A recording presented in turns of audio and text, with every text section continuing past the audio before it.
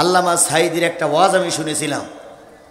উনি বলতেছেন, এক ছাত্র এরকম কওমি মাদ্রাসায়, কালিয়া মাদ্রাসা, হাফিজি মাদ্রাসায় পড়ে। তা আসার সময় নদী পার হতে হয়। তো হঠাৎ করে একদিন দেরি করিস। দেরি করার পরে বড় হুজুর জিজ্ঞেস হয়েছে, কিরে বাবা আজকে দেরি হলো? কয়, হুজুর ওই নদী পার হবো, তার নদীতে নৌকা ছিল না। তো হুজুর তখন ওয়াজ করছে, তুই না মাদ্রাসা ছাত্র, তোর দেলে আছে কোরআন, বুকি আছে কোরআন, তুই কোরআন বুকে নিয়ে বিসমিল্লাহ বলে পানিতে নামবি, তোর পানি রাস্তা হয়ে যাবে। তো ছাত্র বলছে, হুজুর সত্যি কই? একদম বিসমিল্লাহ বলে আল্লাহর রাস্তায় নামলে আল্লাহ পথ সহজ করে দেয়। তো এই ছাত্রটা দেলে বদ্ধমূল হয়েছে, বিসমিল্লাহ বলে কাজ করলে আল্লাহ কাজ কি করে দেয়। তো যতদিন পর্যন্ত মাদ্রাসায় আসা যাওয়া করেছে, ওর ওই পথের ওই নদীর কাছে এসে যেদিনই নৌকা পাইনি, সেদিনই বিসমিল্লাহ বলে নদীতে পা দিয়েছে, পার হয়ে চলে এসে, কাপড় ভিজিনি। এখন ওই ছেলে দাওরায় হাদিস পাশ করিস, মুফতি অথবা মুহাদ্দিস অথবা মুফাসসির হয়ে গেছে। তা চিন্তা করতে বড় হুজুরের একটু দাওয়াত করি। তো বড় হুজুরের দাওয়াত করে বাড়ি নিয়ে যাচ্ছে, যেয়ে দেখেন নদীতে সে নৌকা নাই। তো হুজুর বলতেছে, বাবা পার হবে কি করে? নদীতে পানি কত? কয়, হুজুর 2 তালের মতন হবে। তা পার হবে কি করে? কয়, হুজুর নৌকা না থাকলে সমস্যা হবে না, পার হওয়া যাবে। কয়, কি করে পার হবে? কয়, হুজুর আপনি যে বলেছেন বিসমিল্লাহ, তো বিসমিল্লাহ বলে নামলেই পার হওয়া যাবে। তো হুজুর চিন্তা করতে, কি সম্ভব? এত পানি আর বিসমিল্লাহ বলে পা দিলি পার হওয়া যাবে? তো বলছে, বহুত একটু পার হওয়া দি। এখন ও সে প্রতিদিনই নেয় কোরআন শরীফ বুকির পরে রেখে বিসমিল্লাহির রহমানির রহিম পার হয়ে গেছে। তো ওই পরে যেই বলতে, হুজুর আয়েন। হুজুর বলতে, আসবো তো বাবা, বিসমিল্লাহ বললে কি পার হওয়া যাবে? হুজুর আপনি তো শিখাইছেন।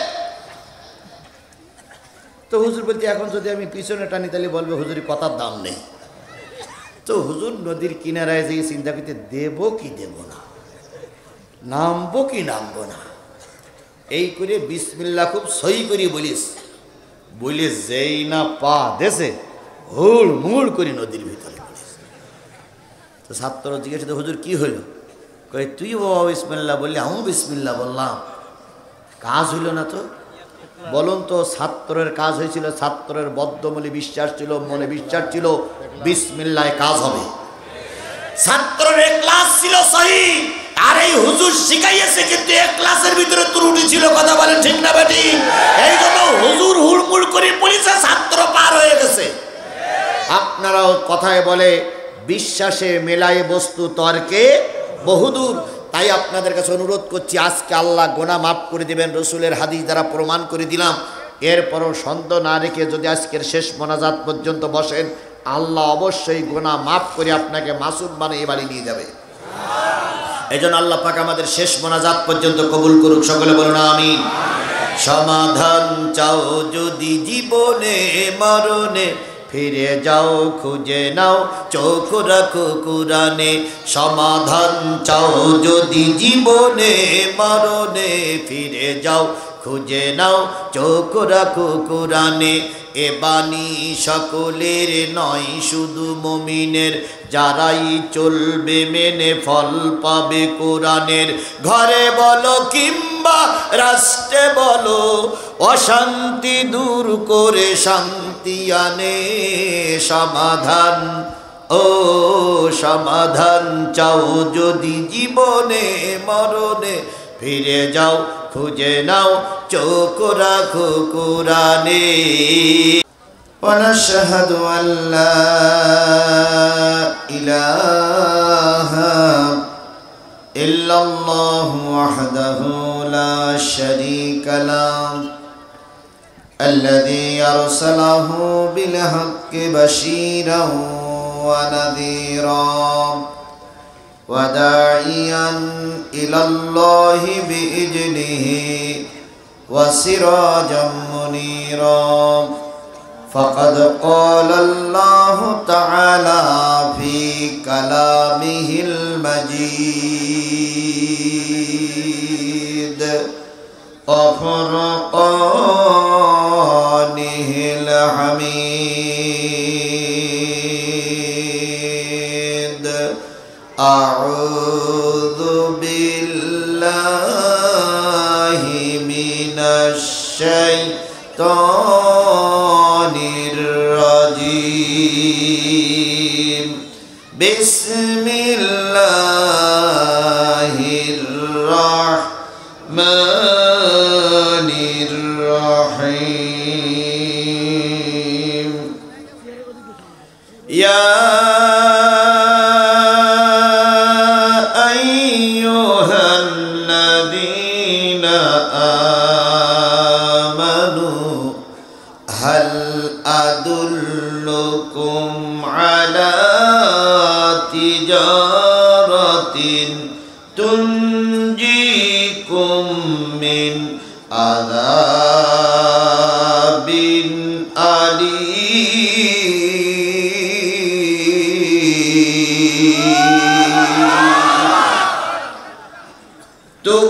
تؤمنون بالله ورسوله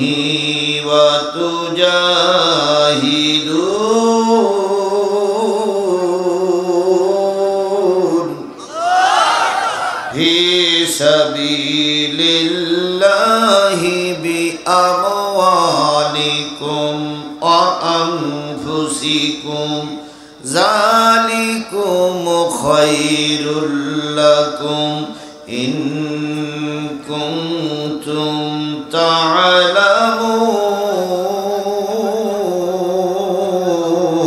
تعلمون يغفر لكم ذنوبكم ويدخلكم جنات تجري من تحتها الأنهار ومساكن طيبة في جنات عدن ذلك الفوز العظيم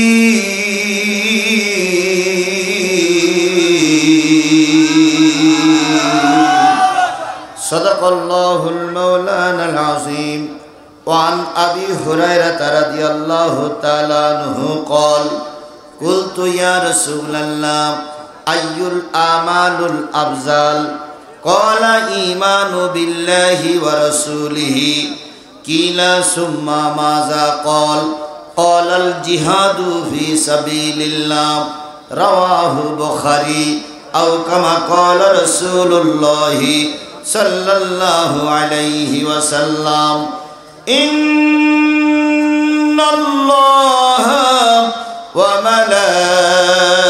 وملائكته يصلون على النبي يا أيها الذين آمنوا صلوا عليه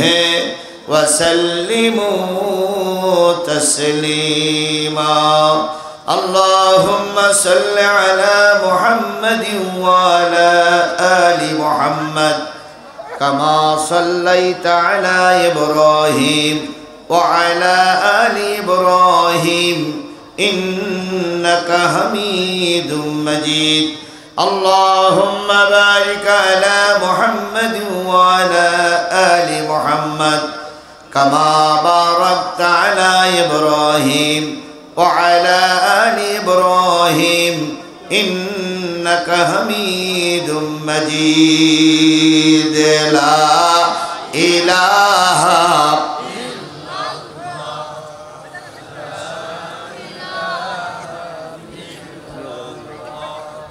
পোস্টার মাহফিলে পোস্টার জোরে জোরে লা ইলাহা আরো জোরে লা ইলাহা লা ইলাহা ইল্লাল্লাহ মুহাম্মাদুর এই কালিমার জন্যে রাসূল মার খেয়েছে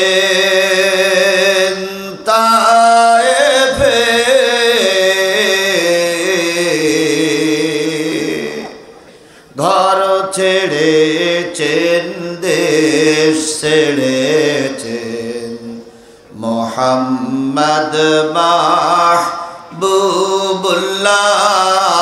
লা ইলাহা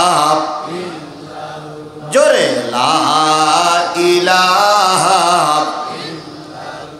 লা ইলাহা ইল্লাল্লাহ মুহাম্মাদুর। সকলে জবান খুলে একসাথে এক বাক্যে বলছি সাল্লাল্লাহু আলাইহি ওয়াসাল্লাম। সিরাজগঞ্জ জেলার বেলকুচি উপজেলার মাইঝাইল দারুল উলুম কওমি হাফিজিয়া মাদ্রাসার উন্নতি কল্পে অনুষ্ঠিত হচ্ছে ৪৫তম একদিন ব্যাপী বাৎসরিক ওয়াজ মাহফিল।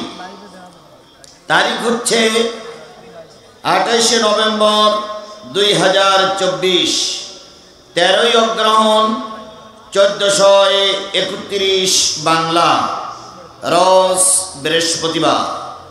আজকের এই ওয়াজ মাহফিলের স্বনামধন্য সম্মানিত সভাপতি জনাব আলহাজ মোহাম্মদ রেজাউল করিম মাস্টার মাইঝাইল।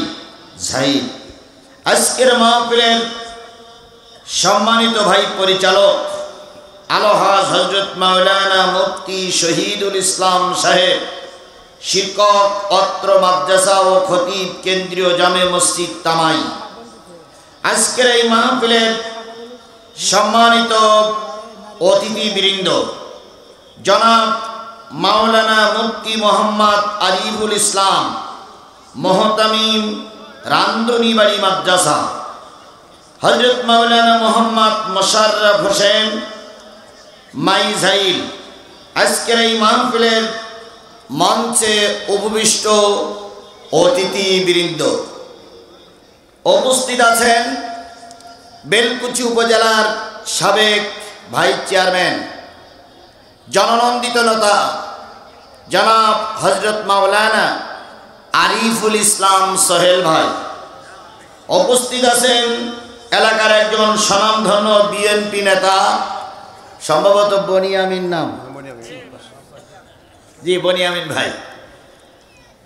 অন্যান্য রাজনৈতিক নেতৃবৃন্দ আলোচনা করে ধন্য করেছেন বিশিষ্ট ইসলামী চিন্তাবিদ, বিশিষ্ট আলেমে দ্বীন, সুললিত কণ্ঠের অধিকারী হযরত মাওলানা মোহাম্মদ শাহ হযরত আলী ধলেশ্বরী সাহেব, খলিফায়ে খানকায়ে আব্বাসিয়া দরবার শরীফ, হাফেজ মাওলানা আব্দুল মমিন কাউসারি সাহেব সহ গর্বিত মায়ের গর্বিত সন্তান শ্রদ্ধেয় ওলামায়ে হযরত, সিরাজগঞ্জ জেলার বিভিন্ন থানা থেকে আগত দিনদার পরেশগার মুত্তাকি মুসলমান ভাই ও বন্ধুগণ, সুপ্রিয় সাংবাদিক বন্ধুগণ, পর্দায় অবস্থানরতা শ্রদ্ধাশীলা মা ও বোনেরা, সকলকে নিয়ে আবারও সালাম বিনিময় করছি।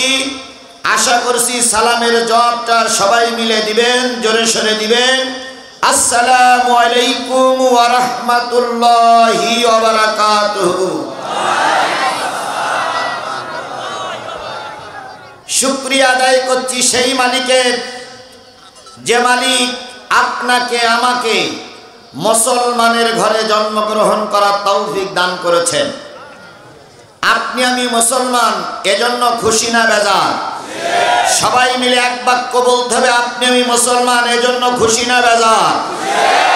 বলুন তো, আপনি আমি মুসলমান ইচ্ছা করেই হয়েছি, মিছিল করে হয়েছি, মিটিং করে হয়েছি, জনসভা করে হয়েছি? কিভাবে আমরা মুসলমান হয়েছি? কে আমাকে মুসলমান বানিয়েছেন? জোরে বলুন তো, কে আমাকে মুসলমান বানিয়েছেন?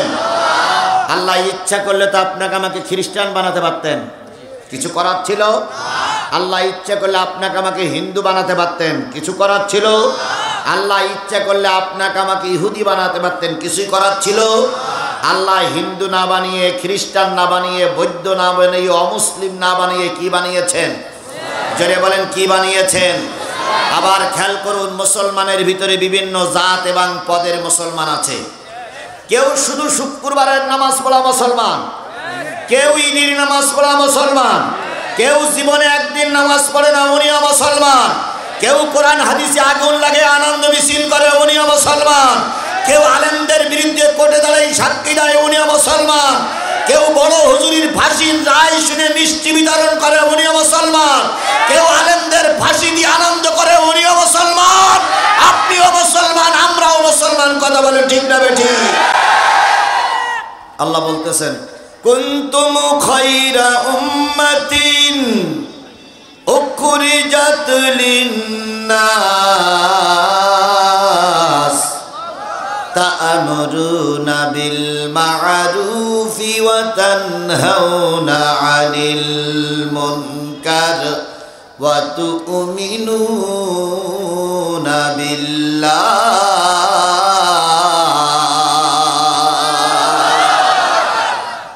কোরআন তেলাওয়াতের পরে যারা আল্লাহু আকবার বলবে, আল্লাহ তাদের জান্নাতে যাওয়ার পথ সহজ করে দিবেন।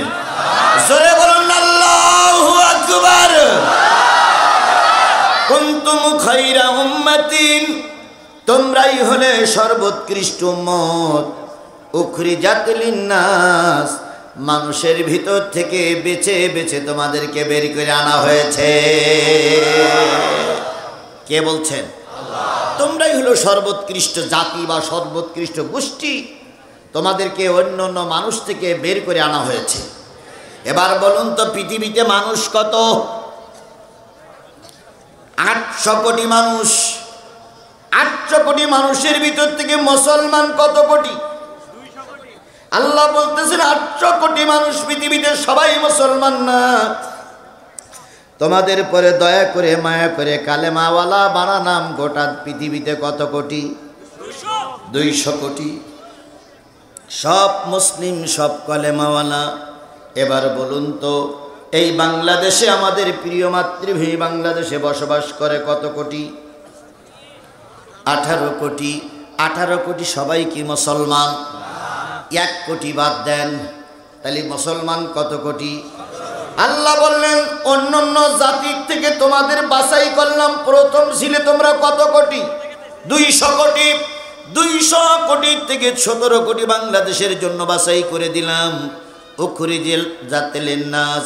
এবার তোমাদের দায়িত্ব হলো তা'মুরুনা বিল মা'রুফি ওয়া তানহাউনা আনিল মুনকার ওয়া তু'মিনুনা বিল্লাহ। তোমরা 17 কোটি মানুষ, 17 কোটি মানুষের ভিতর থেকে সিরাজগঞ্জ জেলার জন্য দিলাম 40 লাখ কি 50 লাখ।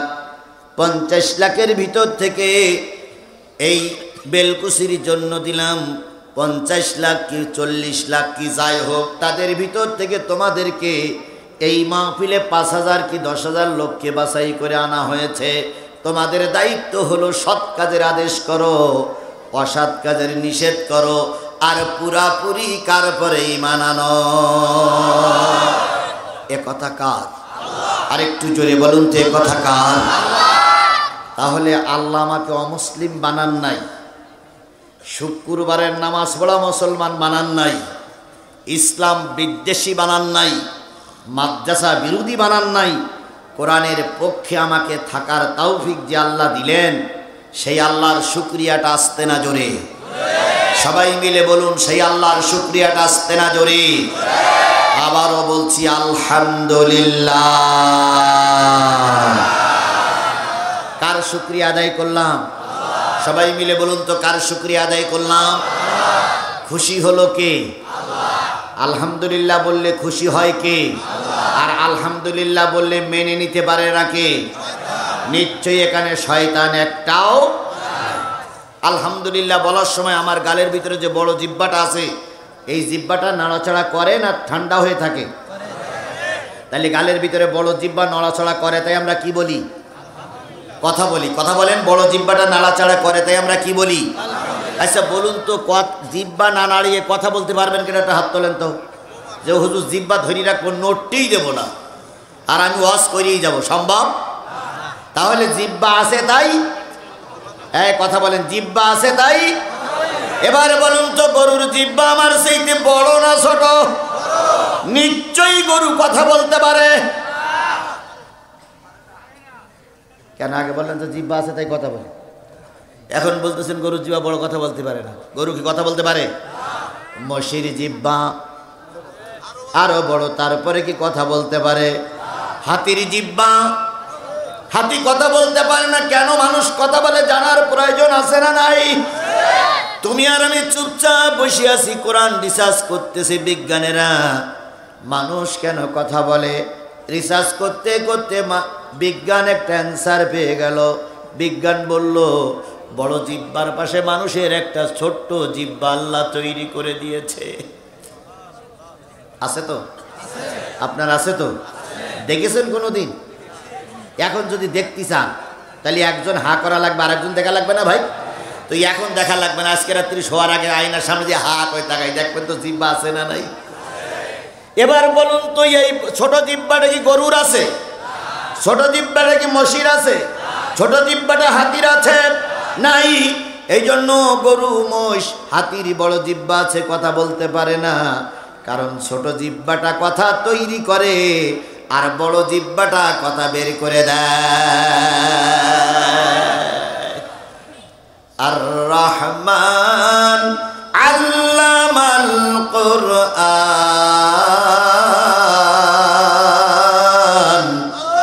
খলাকাল ইনসান আল্লামাহুল বায়ান।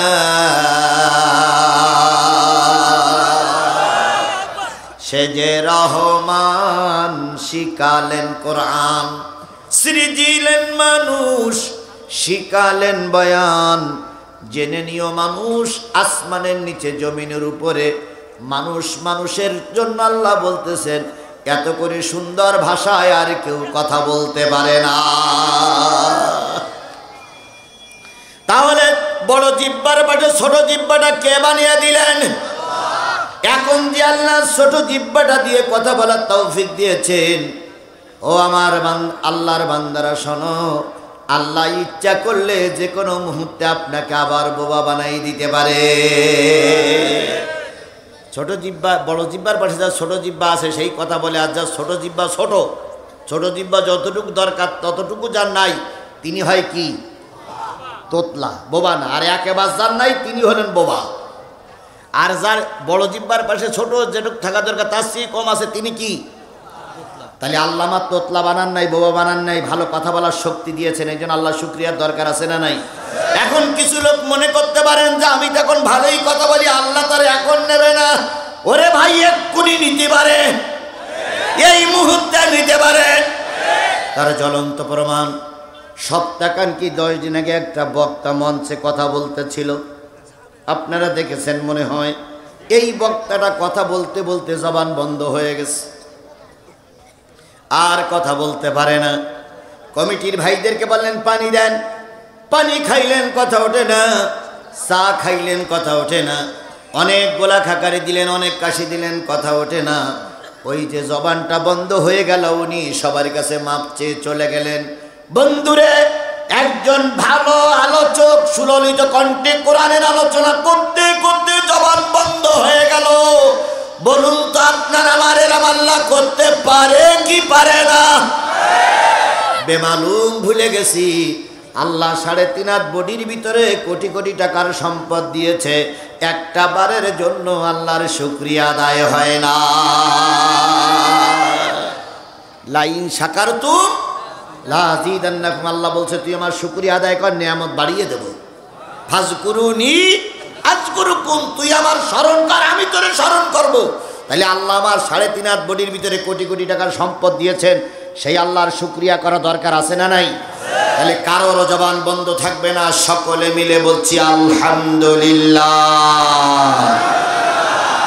প্রশংসা করি আমি আল্লাহ তাআলার, বিশ্বজাহান সৃষ্টি হলো কুদরতে জাহান।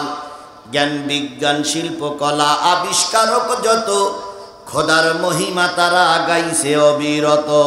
মাটির মানুষ চন্দ্রে গেল কুদরতে জাহার, প্রশংসা করি আমি আল্লাহ তাআলার। ডিমগুলো সব একই রকম, পার্থক্য নাই মোটে, সাদা কালো বাচ্চাগুলো কেমন করে ফোটে। আমরা সবাই বাস করি একই পৃথিবীর অঙ্গে, হাতের লেখা মুখের চেহারা মেলে না কারোর সঙ্গে, আর মেলে না গলার আওয়াজ বুড়ি আঙুলির টিপ। আল্লাহ তাআলা আছেন একজন, প্রমাণ হইল ঠিক। সেই আল্লাহর শুকরিয়া আবারও বলছি আলহামদুলিল্লাহ।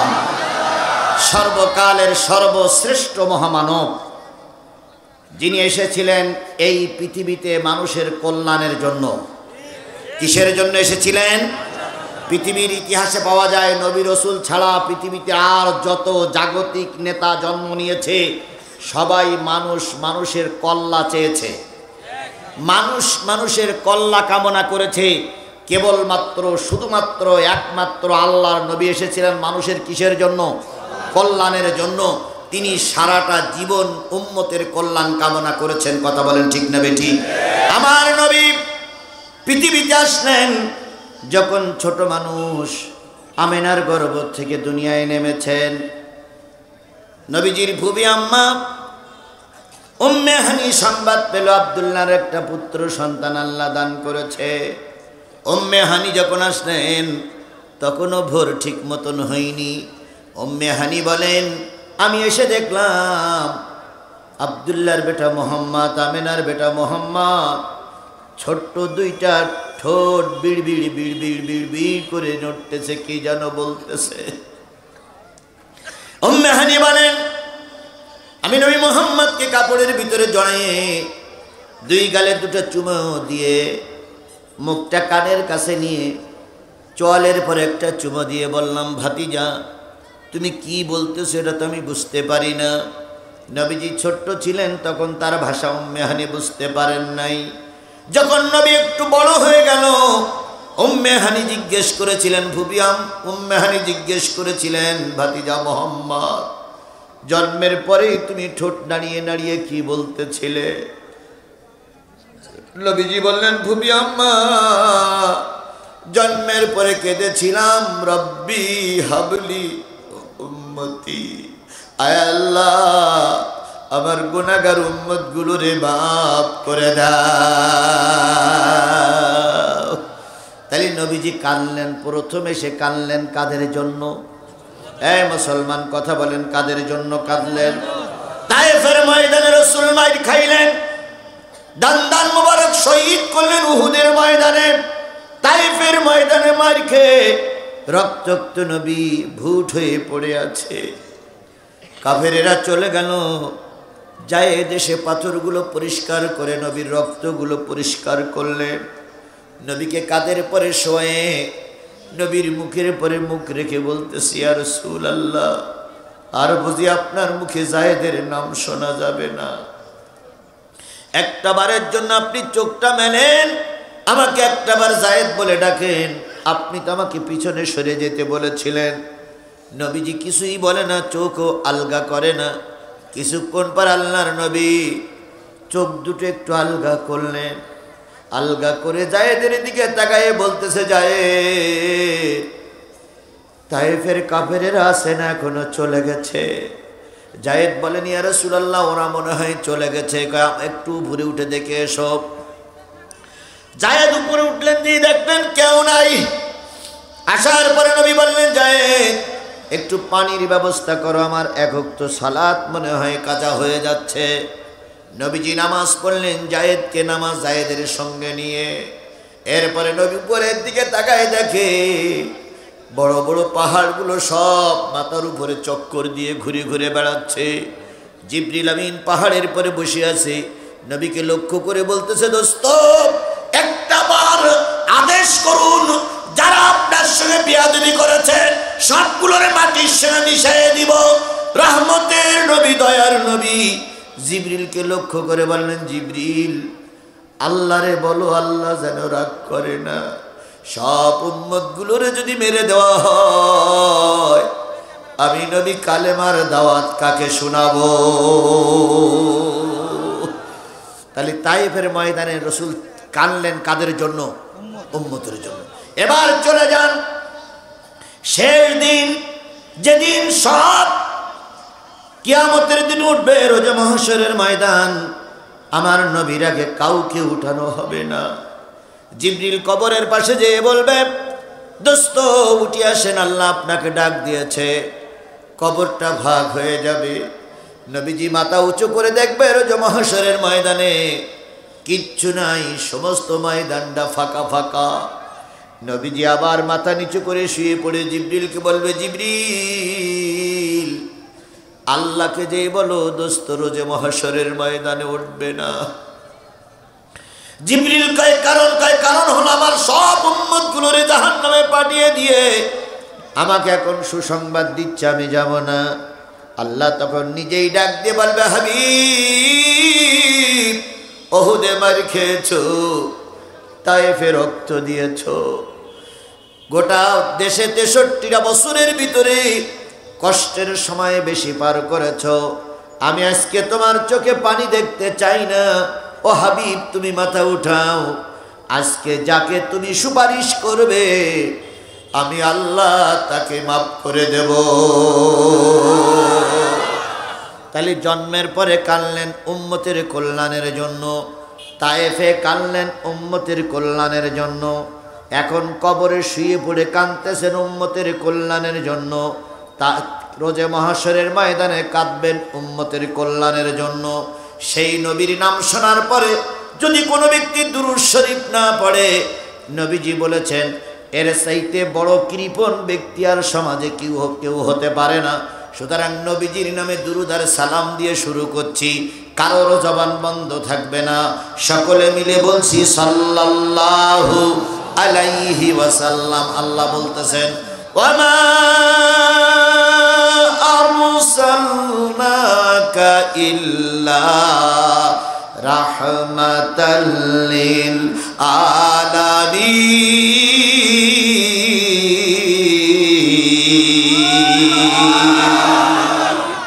ওগো নবী, আমি আপনাকে গোটা পৃথিবীর সকলের জন্য রহমত করে পাঠালাম।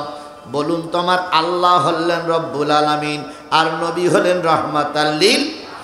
আলহামদুলিল্লাহি রব্বিল আলামিন। আল্লাহ হলো গোটা পৃথিবীর রব, তার সকল প্রশংসা। আর নবীজি হলেন গোটা পৃথিবীর সকলের জন্য কি? রহমত। সেই রহমতের নবীর নামে দুরূদ আর সালাম সাল্লাল্লাহু আলাইহি ওয়াসাল্লাম। বন্ধুগণ, এই যে বিশাল জনতা, এই যে বিশাল মানুষ কাজকর্ম ফেলাই রেখে শীতের ভিতরে এখানে এসেছেন, আপনাদের উদ্দেশ্য কি? কি শোনার জন্য এসেছেন?